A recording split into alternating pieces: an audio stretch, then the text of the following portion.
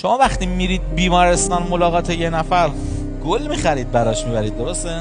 میرید خواستگاری چی میخرید؟ چرا گل میخرید؟ به این فکر کردید؟ چرا گل فروشی وجود داره؟ میگه حس چی بهم میده؟ تازگی، تراوت، لطافت، رایحه خوب. بالاترین ارتعاش منسوب به گل هاست، اندازه گیری شده تا وقتی زندن. پژمرده میشن میگن بدترین نوع ارتعاش، به خاطر میگن گل خشک تو خونه هاتون نگر ندارید، سریع بندازید برن. یه ارتعاش جدیدی رو میبرید. دیدی مثلا با این آدمایی که خیلی خسیسن صحبت میکنی، مثلا میخوای گل بخری، میگه بابا این خب پژمرده میشه دیگه، چه فایده ای داره آخه؟ مثلا بیا یه چیز بگیریم تو چشش بمونه.